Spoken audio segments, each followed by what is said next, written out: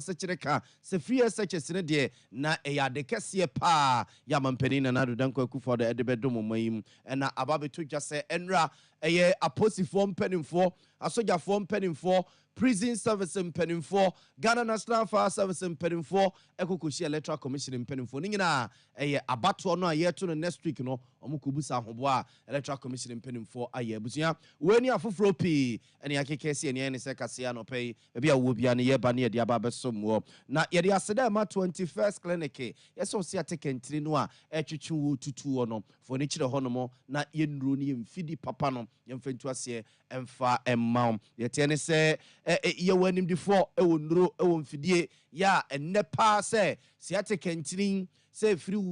system, and a coffee twice, say the fall stream, for Nentunumia, their D to 2 or na come with him from pa, Debbie, then your 21st clinic in Tia, bra, na a Bura branches are who doing in Amo, and here doctors and couldn't come a bebo. Some patch at the MCM and sa, and na yabe tier for, and ya chef for Naso, na ye jatwa de bia, say ye ni, and cohe in Yankania Wisiana. Fini Quabi say ya na omudi dien. Ya no mo se die ya na obekuna fo no hwan e na ekwa akokata na deja so se wanya ma onua no na ke se wanya ma me enu nti na bri bia ye bam na so se de obenya bia no fa beka ho na ye mfasere ye nkose nyankane ne ye wisia no wo mo emfunu mu ma enu nti se ye mo se ya nwan kwada ntade kwada mpaboa ntumanom biscuit bibi bia ya wo de beka ho ye bia no fa bedom ye na yeso se ye mfa nkoma enyanka no e bia pesa wo ye wudi usika betimi dia fa mobile money number is so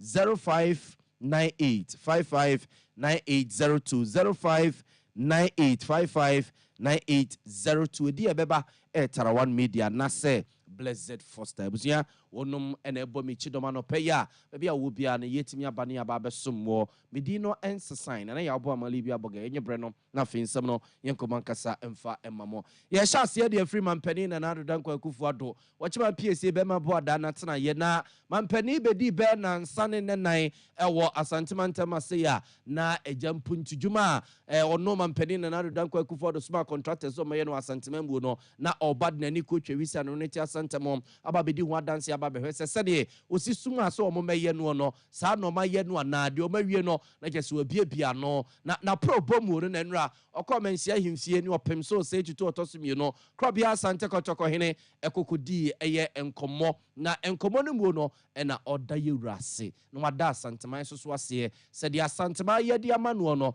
kese ontimi enka na ontimi enna sinkunkunsi se obedi president e asanteman na ta na chire aba asanteman to de manu no ene nam so man be di eye ne mampani a ene wodi a wode ekro ne mampani die mu nyina asanteman ho ode a wo mo edita na chi no wo se aye ne fepa na bribia so no eja obema ne na ye ntintia e wa asanteman mu na oni asanteman akoso a edika so bom mampani na dodanko akufu ado nsra e wo manhia asanteman something on mind about the people. If you want to say the sun, I can't come up in the way. There's something about the better mass, the teaching, the doors. So, something is like the fear, the service. You use the better mass. You could use the fear so that. The service, not to shoot this routine. Not for so. A cop, nothing, the body, yes, about anybody was sitting. The yes, and man can go into it. It is a boy, a man,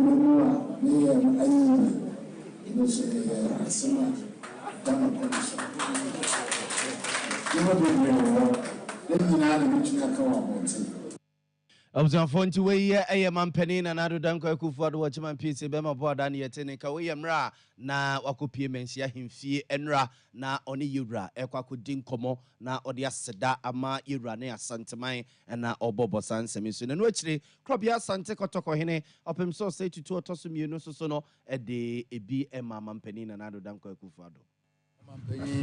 I mean, I could never say Medana Papa, Penny Penny. I won't kaya. And crack all person obedi man so about have a say, a strange. Yes, as one call. Fear 9 edicano. Edidin kuta hupi. Emu kwadana nyina oba anadwo bia na adi ho nkomo yafa ho adwene no de ko enu so ye na wosa ye so obesa atoa so enu so sabre na yare covid na yira bemama sikasem nyina ya basa ya tutu Ghana mem wo so obesa atoa so na so ko na nyame be hia wo am wato enu am se hia ya ne odi abedru ba bia wadru enfie nwotwe nipa bi edi ne hwa moda baby na din nanso osi ne bo so obeye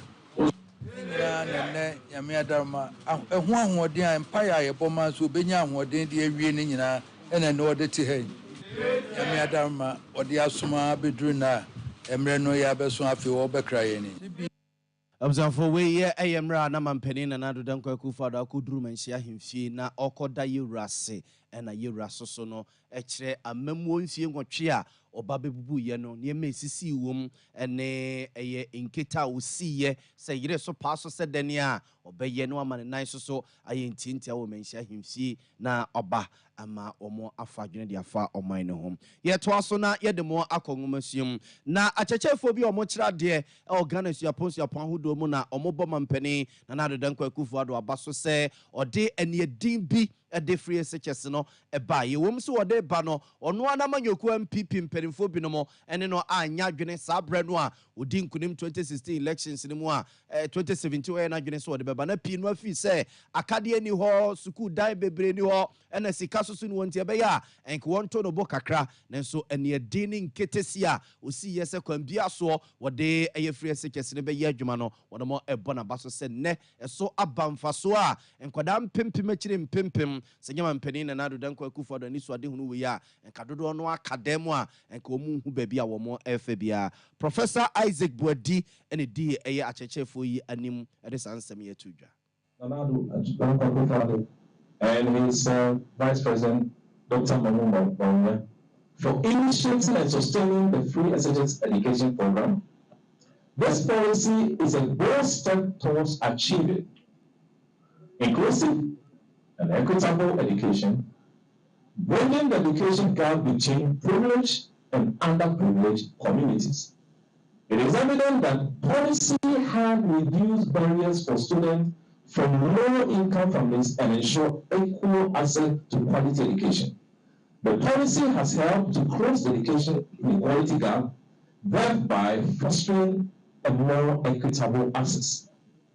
In terms of national development, enhancing women capacity through a well-educated population. An educated population drives innovation and contributes to economic development. SHS education is helping a lot of families break the cycle of poverty. Observant we Professor Isaac Buadi and yete nonken. Afiyan famon ko Electoral Commission impeding for atsena ye enrebeto dwa se Ghana bambom penimfo ahodo ni nyina ene Electoral Commission penimfo kokosia ene asogafo penimfo ko bi aposifo penimfo ko bi Ghana Prison Service penimfo ko bi Ghana National Fire Service penimfo eko bi ene chese bambo penimfo ahodo ni nyina ene Electoral Commission penimfo kokosia ni nyina eye ahoboa Electoral Commission penimfo eye me de akwakoto aba Yankopon ya adoma na wotwe aye kwakowura mu no eno me Electoral Commission penimfo ko di ho nkomo emombobo ne maso ede echire wunum na ma meje mensa wode Electoral Commission no de tudwa se afidie ni akade bia ye wo se ekoman yi ne ntrodo ne ntwi asaso ema ye de eto aba no wono ma hyase a wo mo esuma ne kakra de kwa nekra no nkosi de ege se ni nyina akwa koduru asomdwem amoma to apete omamu ne nyina. Biometric verification devices are also being prepared. And we are confident that by this weekend, all the biometric verification devices will be safely lodged in the police armories across the country. As we speak, we have over 8 regions. The biometric verification devices have been sent to over 8 regional armories, and they are in safe keeping there. It's important to highlight that the Commission has recruited close to 210,000 temporary officials across various categories, from returning officers to deputy returning officers, presiding officers, polling assistants in all the 40,900 plus polling stations across the country. And as we speak, they are undergoing extensive training in all the constituencies. Uzafontiwe ayema Majin Mensa and yetene kenen wechiri na IGP Dr. George Kufu Dampare ejina bambom mpenimfo ni nyina soso anemo ade nsem we atudwa. That you have been doing. We are aware of it because we have been working diligently with it. And in terms of our preparation for the benefit of the public and the generality of Ghanaians, we want to also assure them that, in fact, we are already, as the security agencies, in support of the excellent job that you are doing. And we will do all what it takes, and I repeat, all what it takes to ensure that this country continues to be at peace with itself. And in our readiness, Madam Chair, we want to also see that we will protect every Ghanaian and we protect every stakeholder in these elections. Fontiwe IGP Dr. George Kufu Dampare and Yeteno and King. Yentoaso na informo and common penny that John Dramani Mahama so swatana ye. Na Garaman penny that Yatuja sa Banua ye lazy boot to a mium aqua cotton December bossome toson so na watch ya ye quaco remuno or more and this yaman you company for aquacu aqua tete sas MPP for Pesomone Electoral Commission in penning for Konakra Natua Basakomu na Omuya Banim and Maomasha. Ene Electoral Commission adwumayefo bi no mokra didi nkomo a kyese sikanom ne bose biomode mama wunu mu ana sa de mani nyina asoso no obesre NDC mane Ghana ma se yeto oba ne wi a yam ye ni enkoya bato no ho ne hwese bekenka ne nyina ne tintim de kama enkoba se bi obi ti baabi na ono no ano ampam na akwako chinchim ma no e de akwakoma de onse emfata second year bonten so ena mampani da John Dramani Mahama de rally kwahye so a ode sansame atudwa Yebie yeni ni ehwe abato ni ye efise yebetimi ato abapa enso na akrofo bi awia abano ene amehwe mahu video bi from Gomwa East omonya recording I kire say abra isi efa enkrofo ombehwe abato ejuma no MP baako ene omo penifo omo de omo members MPP for baako 65 e de koma EC penyin bi ene ode omo ka ho Observe for man penina da John Dramani Mahama mananso anu achesusu no se watete se MPP for keka se a police for binumu a se ya for omo fofora omo eye practice ni training aba bonten aba be adwuma sa police for no yes MPP for keka kire omo se an na mo de man koto ama MPP na mo koto madwo mama oba ye obe pam agimadwuma e de afrimu nsem kese a police for a man penina na do dan kwa kufa do for omo nyina no amanfo keka kire omo sa an na mo koto aba madwo mama no oba obeyi mu nyina di apempam amakwa kwetene fi se sansem no nokro bi anim no onye na adwede se ba wo bayi obeyi obi adi no obe pam obi abeje obi uniform de afri nsem police for Umbeto Aba 2nd December yes special voting your police for omo recruitment just omo depot omo babe police just recruit for omo nenam omo kachom say NDC ba ye be yi omedi the person me ma omo arehemu say nya nokre Observe Fontiwe man penida da John Dramani Mahama na yete no enken na NDC mraswe dwani a owo mraswe gefie ma de se wo North Tonga baton pesua so ora Samuel Okujeto Ablakwa ene wo chese na no ada sraje mpenimfo mfifi mu bi omokoko ye ya omode ababeto begwasre de se an sofopani Victor Kusi Boaten mfumso obi ani ne ho passport birth set nom ne Ghana card ya okoko ye na honorable Samuel Okudzeto Ablako e kire se wodi di mienu na kokko ye no na na ohira je mpanimfo akwa ye mfifi mu de aba beto bigasre de se papa Victor Kuzibuate anyamfom so bia enye no kure se edi mienu no de koe no no ane befset no esoso no na ye mienu ne maame omowo no che se mienu ni bibia mienu no omo se no kure bia no Okudzeto kire se saa asam na asragefo ka no ono susu somu a enye ye na owadanse a ta niama we nyina a okeka no wode etachiri asema odi aba a odi ato asofo akukuda ankanya president Akufo-Addo ena or mastermind this grand great Luton share and we will not be where we are today. And media, I put the blame at the doorstep. Any Japan said President Akufo-Addo for the accept KCC earlier too. The software. And President Akufo-Addo or no, and I say you blame him. Or no, I say or refund the Sika MI.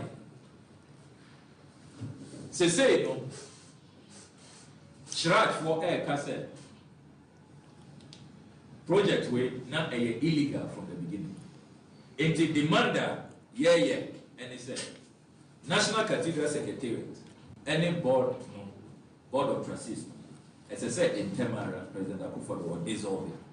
Obiang Kofi. Now, National Cathedral Secretariat Busomibia Omoji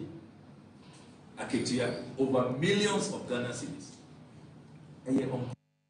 Afonti we honorable Samuel Okudzeto Ablako ene yetene nke afi yemfamo enkotafo pankro no abaton pesua so na watwi we kra de adwada ne mom ene beto dwase owura bi efre se Thomas Akwasi Frimpong yese one epene kwanchefo da Auto Frames Company Limited or a contractor eja usi adan yi akwan na suku dan bia usi ye ede ema etafofo ena oche se benfie du na ni 14 years ni a usi dan de ma aban ene ade hye waterfall abonten so no aban de natural